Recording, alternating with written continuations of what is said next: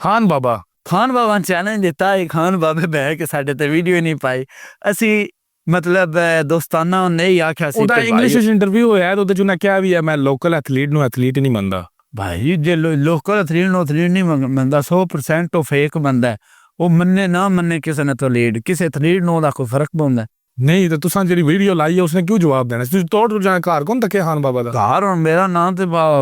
ਪੱਠੇ ਚੋਰੀ ਵੱਡੇ ਮੈਂ ਆਖਣਾ ਨਿਕਲਿਆ ਹੋਰ ਨਹੀਂ ਜਿਨ੍ਹਾਂ ਮੈਂਬਰ ਨਾਲ ਗੇਮ ਕਰਨੀ ਹੁੰਦੀ ਹੈ ਤਾਂ ਟੁੱਟ ਜਾਂਦੇ ਹੁੰਦੇ ਨੇ। ਨਹੀਂ ਨਾ ਇਹ ਕਿਉਂ ਇੰਜ ਅਗਲੇ ਪਲੇਅਰ ਦੀ ਬਿਸਤੀ ਹੁੰਦੀ ਕਿਸੇ ਨੂੰ ਬਿਜ਼ਤ ਵੀ ਨਹੀਂ ਨਾ ਕਰਨਾ ਚਾਹੀਦਾ ਇੱਕ ਪਲੇਅਰ ਹੈ ਤੁਸੀਂ ਉਹਨੂੰ ਟਾਈਮ ਹੀ ਨਹੀਂ ਦਿੱਤਾ ਤੁਸੀਂ ਉਹਨੂੰ ਪ੍ਰੈਕਟਿਸ ਕਰਨ ਵੀ ਨਹੀਂ ਦਿੱਤੀ ਤੁਸੀਂ ਉਹਦੇ ਘਰ ਜਾ ਕਰੋ ਮੇਰੇ ਨਾਲ ਗੋਲ ਹੈ ਤੇ ਗਲਤ ਗੱਲ ਹੈ ਤੁਸੀਂ ਇੱਕ ਪਲੇਅਰ ਨੂੰ ਜੇ ਬੁਲਾਇਆ ਸੱਦ ਮਾਰਿਆ ਉਹ ਆਖੇ ਠੀਕ ਹੈ ਤੁਹਾਡੇ ਨਾਲ ਰਾਬਤਾ ਹੋਵੇ ਤੇ ਉਹ ਆਖੇ ਠੀਕ ਹੈ ਅਸੀਂ ਗੇਮ ਕਰਨੇ ਐਕਸਰਸਾਈਜ਼ ਤੋਂ ਬਾਅਦ ਕੰਪੀਟੀਸ਼ਨ ਉਹ ਹੁੰਦਾ ਇਹ ਤਾਂ ਨਹੀਂ ਨਾ ਹੁਣ ਆਸਫ ਜੱਟ ਜਿਹੜਾ ਤੁਹਾਡੇ ਟੀਚਰ ਸਾਹਿਬ ਉਹ ਜੇ ਸੁੱਤੇ ਪਏ ਹੁਣ ਕਸ ਉਹਨਾਂ ਚੜੀ ਹੋਵੇ ਬੇਹੋਸ਼ੀ ਚ ਹੁਣ ਬੰਦਾ ਮੈਕਸ ਸਰ ਜੀ ਪੋਸਟ ਕਾਰਡ ਜੇ ਇਹ ਤਾਂ ਨਹੀਂ ਹੁੰਦਾ ਤੁਸੀਂ ਮੇਰੇ ਸਾਦਾ ਨੇ ਮਗਰ ਕਿਉਂ ਪਏ ਹੋ ਵੈਸੇ ਮਿਸਾਲ ਦਿੱਤੀ ਹੈ ਭਾਈ ਨੇ ਠੀਕ ਹੈ ਅਸੀਂ ਇੱਥੇ ਗੋਲ ਪਵੀਏ ਨਹੀਂ ਮਿਸਾਲ ਦਿੱਤੀ ਠੀਕ ਹੈ।